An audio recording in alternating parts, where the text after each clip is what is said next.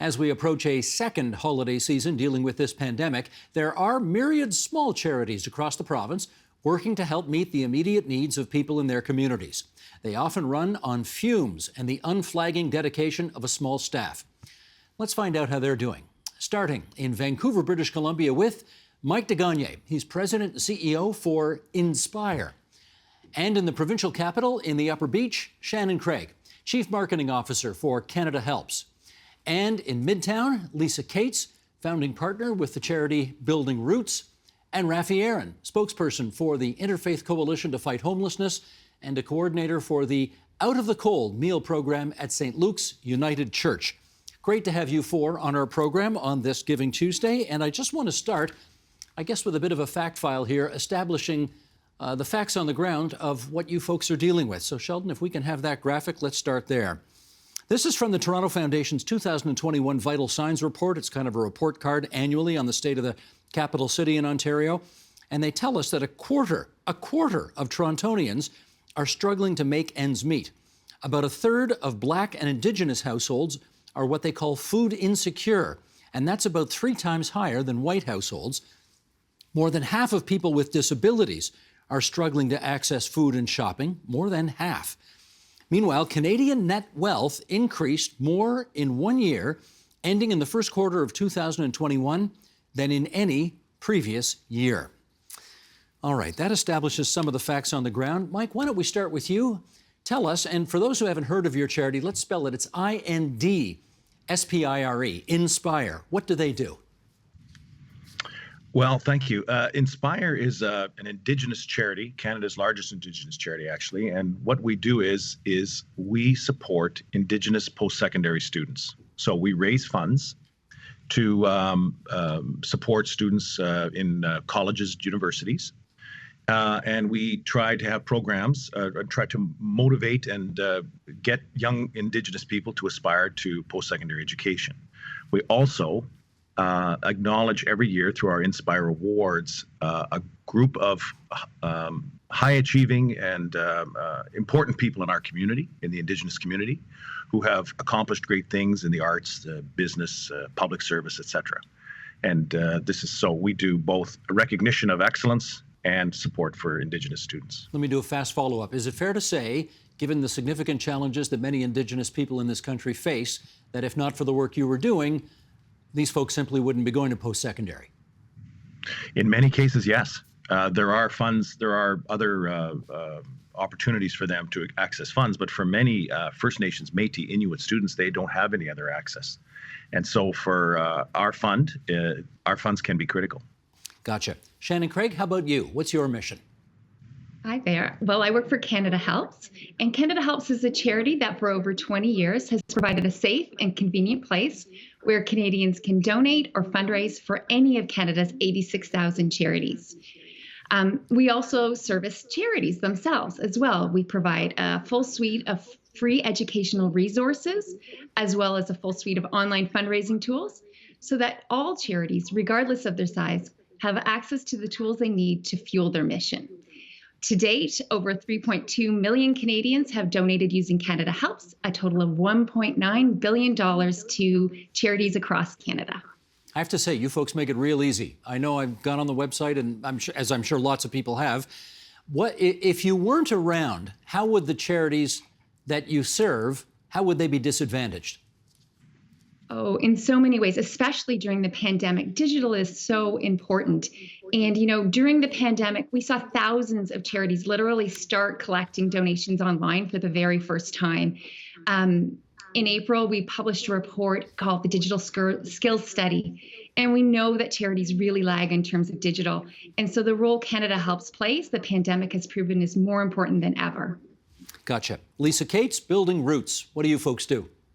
Well, Darcy Higgins and I started the charity with the belief that all communities should have a voice, and they should have the ability to make their needs known, especially the communities that are underserved and that are less noticed by people.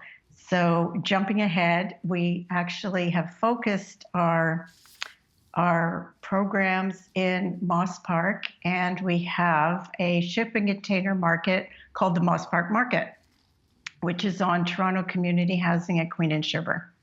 And we've noticed a huge need, a growing need for fresh food. Yeah, we should just say for those who live outside Toronto, Moss Park is a neighborhood downtown that, well, maybe I should have you describe it. The clientele that you work with downtown are some of the, I guess, the most vulnerable people in our country. Yes, the downtown east has, there are many issues. Our market actually services everybody, so everybody is able to come and get fresh food no matter what their circumstances. And there are a lot of seniors, there's people with mobility issues, there are addiction issues, mental health issues, but it is a community, and it is a community that deserves as much as anybody else has. And that is our mission in Moss Park. Rafi Aaron, your turn. Come on in here and tell us what you guys do. The Out of the Cold meal program at St. Luke's United Church provides hot meals twice a week on Sunday and Wednesday evenings. And we also have an outreach component where an hour before we serve meals at the church, we have outreach teams who take hot boxes filled with the meals, and they go to encampments and those who are sleeping rough to ensure that they get a meal. Rafi, you've led me nicely to my follow-up question for everybody, which is, during the course of a global pandemic, when people are told not to gather, and in particular not to gather in indoor places, okay, how did you do what you do? Well, we were the only Out of the Cold in the city to operate a socially distancing indoor dining. And obviously we had health and medical officials help us set up something that was completely different from anything that I had ever run at an Out of the Cold in my 14 years of volunteering. Prior to the pandemic, we would have had 10 people eating at a 6 or 8 foot table. And now we had 2 people eating at opposite ends of a 12-foot table. It really changed everything. So how did you serve as many people under COVID as you would have previously, given the requirements of social distancing? Well, it's interesting because some people didn't want to come in, so they took the meals to go. Other people came in and ate quickly, while others who needed to stay inside took a longer time. And a lot of our meals were also done in outreach, going around to people who would not come inside for a whole host of reasons, including, their concern about catching COVID. Lisa, how did COVID affect what you do? Well, we saw a huge rise in the need for food. We actually delivered over 15,000 food bags to people this year. At the beginning of COVID, the need just suddenly spiked. People were not able to leave their homes, especially seniors, those with mobility issues, underlying health issues. So we had a much larger delivery program, and we made sure that other organizations who came to us for food, for people they serve, also got food. And at this point, I have to say that it's very important to note that we give only the freshest food. So a lot of produce and eggs and bread. But our team was remarkable. We have remarkable volunteers. And to date, now we have 300 people coming to the market every Saturday.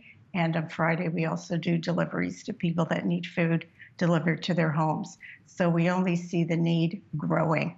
It's not stopping and it's not stalling, it's growing. Lisa, one quick follow-up to you. When you have 300 people gathering at the market, how tough are you guys on things like mask wearing and social distancing, et cetera?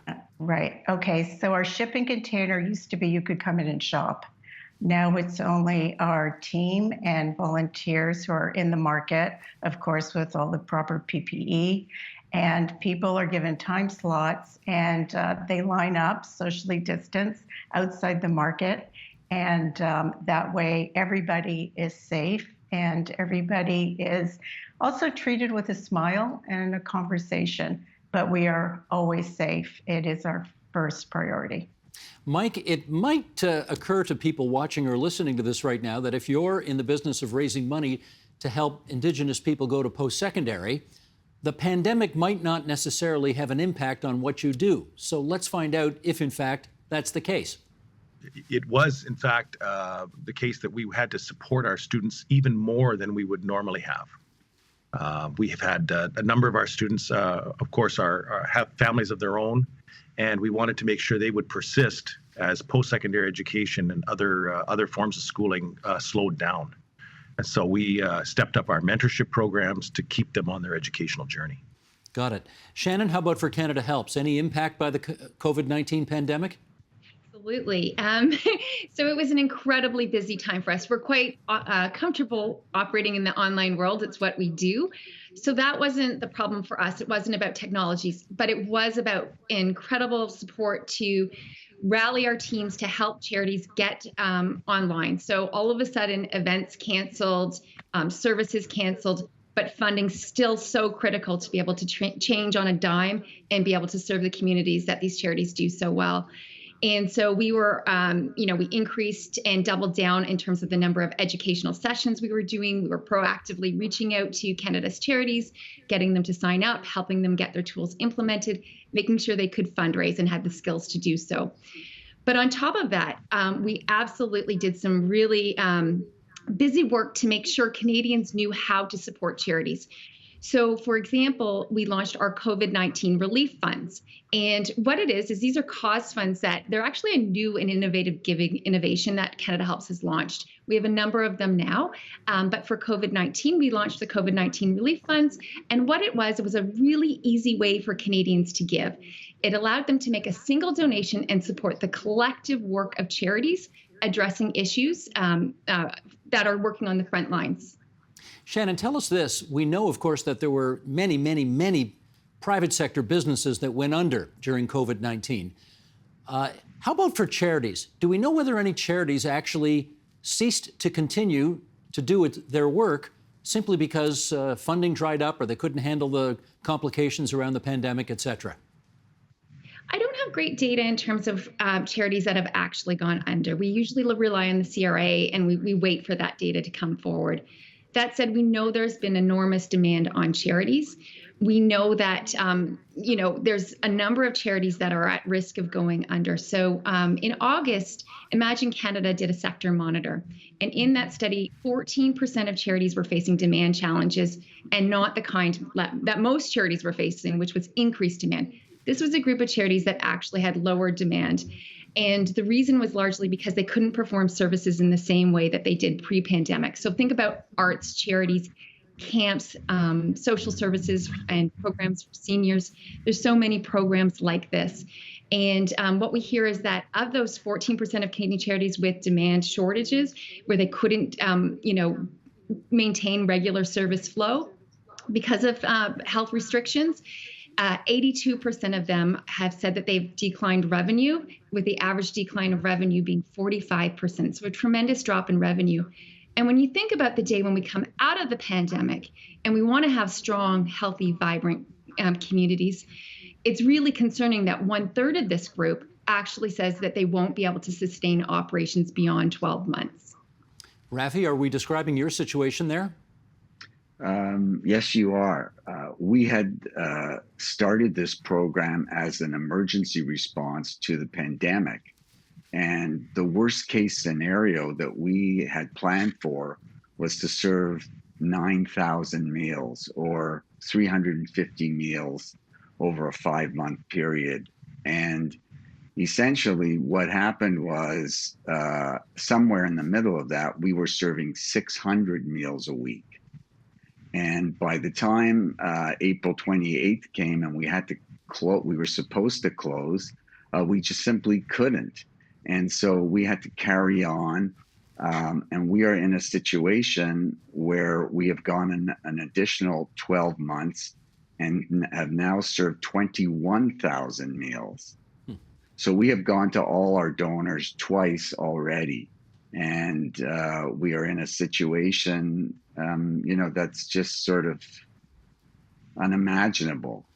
Well, okay, so you've operated longer than you originally planned to, and you've done a lot more than you originally planned to. Do you have the money required? Because the need obviously hasn't gone away. Are you in danger of going under for lack of funds? Well, we're in danger of running like a regular out of the cold in the new year. And that would mean that instead of continuing on to serve 600 meals a week, or some 32,000 meals, we'll be serving 6,600 meals. So there'll be, over 24,000 meals that we won't be able to serve. And when we had to carry on April 28th, we made that decision to go forward. We wrote a letter to all three levels of government, as well as the Mayor of Toronto, stating, this is an all-out emergency and we need help. This goes beyond what faith communities and individuals can be expected to do. What kind of response did you get? We haven't had any response until this week, when the story came to light. So, we're hoping that there will be some assistance. Gotcha. Lisa, I should ask you a question about inflation.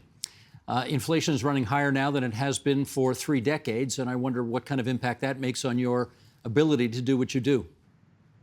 Well, as we all know, food costs are escalating.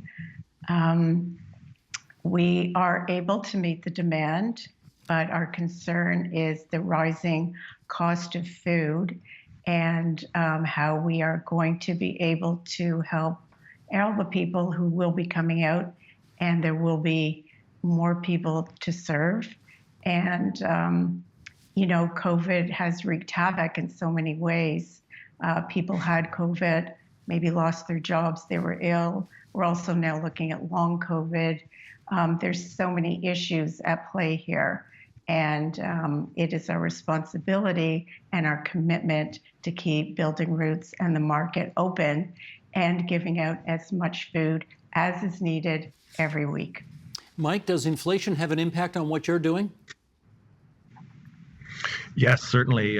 There's going to be, I think, a move by colleges and universities, certainly, to make sure that they make up for lost time in terms of their lost revenues during COVID. So I think what we're going to see is increasing demands on students, and our students, our Indigenous students that we support, to pay higher fees, and the cost of living, of course, for them, also of something that we support, will be higher. So there'll be increasing demands on charities like ours that can give to students that we support. Shannon, I don't know if this is even doable, but I'm going to try asking anyway. Who gives to you? What kind of person? What's the demographic? Well, that's really an interesting thing. So what we know about giving is that we've been tracking giving for many, many years. Canada Helps publishes an annual giving report. And, one of the things that is really clear is that prior to the pandemic, prior to the increased demand of the pandemic, we had really concerning trends regarding giving. Overall giving looked relatively flat, when you considered inflation. But when you actually got into the numbers, there was a problem that we were kind of concealing, what we call an upcoming giving gap, whereby right now, Canadians age 55 and older are giving at 2 times the rate of Canadians in the age bracket of 25 to 54. And what's happening is that what we're seeing is that giving participation rates are declining. So in 2007, 24% of individuals who filed their income taxes claimed charitable donations. By 2017, that had dropped to 19%, a full 5% in participation. Participation rates are declining across all age brackets, but most notably, it's with Gen X and below. And one of the things that's happening is that while the number of donors in the older age bracket is slightly less over time, what's happened is that there's a smaller group of aging donors that are giving much more, and that's really made the total numbers look great. But what's very concerning is there's a dramatic need for us to really engage younger Canadians to make sure that as these older Canadians are no longer able to give, we have that giving foundation and can maintain a strong charitable sector. Let me, Shannon, just ask you about the conclusion that you came to. And I wonder if it's because, well, let me put it this way. I wonder if it's not because younger generations are less charitable in terms of their personalities, but they've been through the Great Recession. They're now going through a once in a century international pandemic. Maybe their financial means are more precarious than in previous generations, and does that help explain why they're giving less than those who are 55 plus? Well, there's so much to unpack in there. Basically, one of the most exciting things is that during the pandemic, we did do some research with Environics to really study who was giving through Canada Helps. And we really saw younger donors show up. But we saw them show up in different ways. First off, they absolutely gave. Over half the donors to our COVID relief fund were younger donors. We also saw younger donors really show off for our social justice funds. So our Black Solidarity Fund, our Anti-Racism Fund, our Indigenous People Solidarity Fund. Again, we saw over half of those donors to those funds being younger donors. So it was quite an exciting year, and that really ties into an interesting trend. So for quite some time, we've been talking about how younger donors really relate more to people than to brands and institutions. And when it comes to giving, they're passionate about causes a little bit less than institutions. And so what we found at Canada Helps is when we wrap up giving within a cause fund, younger donors are showing up. They're there, they're able to learn about a cause and give to the collective work of a number of charities supporting that cause. So it's been one of the really interesting things, such that we've decided to actually launch that as a net new site called uniteforchange.com that's now live. It's really designed for younger Canadians, where we recognize that there's different interests and needs in terms of how they want to give. So it needs to be easy. They need to be able to respond when something's happening in the news, and to do it at that cause level is really helpful. And our goal is that we're going to learn and experiment so much to understand how we nurture younger donors to become the future of giving, and be able to share that across this sector so we can all engage in more relevant ways with younger Canadians. Because we don't think it's that they don't want to give. We do think that there are some additional challenges, of course, they face with housing and so forth. But when we do our research, they are interested in giving. And in fact, they show a huge increase in wanting to actually give smaller monthly gifts, showing that commitment. So, we like to think about them being impulse givers, giving to just crowdfunding. But in fact, there's a number of really discerning younger Canadians, and they're actually holding charities to account for so much.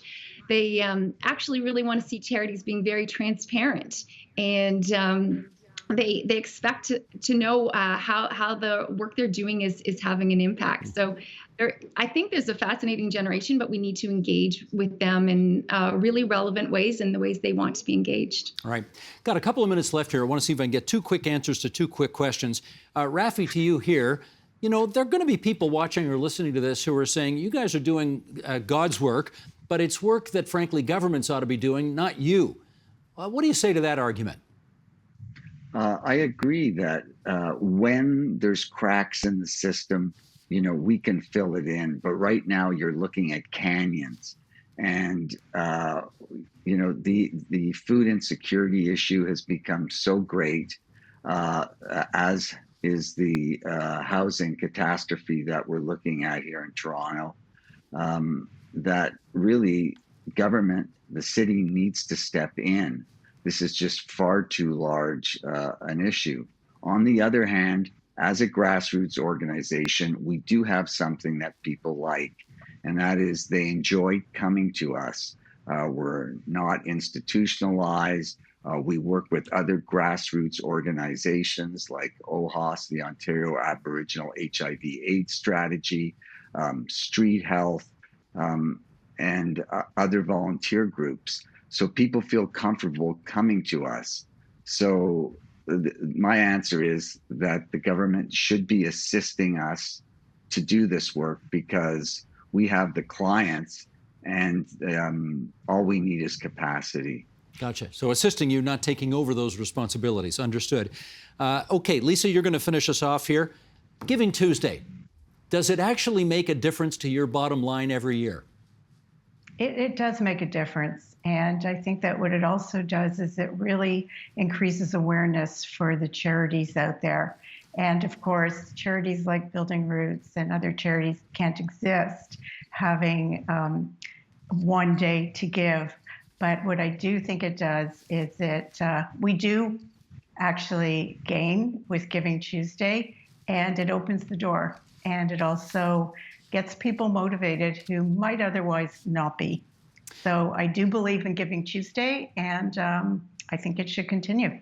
Well, I am happy to say, as we sign off here, all of the names of your organizations, in case it inspires anybody to give on this Giving Tuesday, starting with Mike DeGagne, President CEO for Inspire, Shannon Craig, Chief Marketing Officer for Canada Helps, Lisa Cates, we just heard from, founding partner with Building Roots, and Rafi Aaron, who's with the Interfaith Coalition to Fight Homelessness and a coordinator for the Out of the Cold meal program at St. Luke's United Church. Happy Giving Tuesday to all of you. I hope the shekels rain from the trees, and good luck with all of the work that you're doing. Thank you. The Agenda with Steve Paikin is made possible through generous philanthropic contributions from viewers like you. Thank you for supporting TVO's journalism.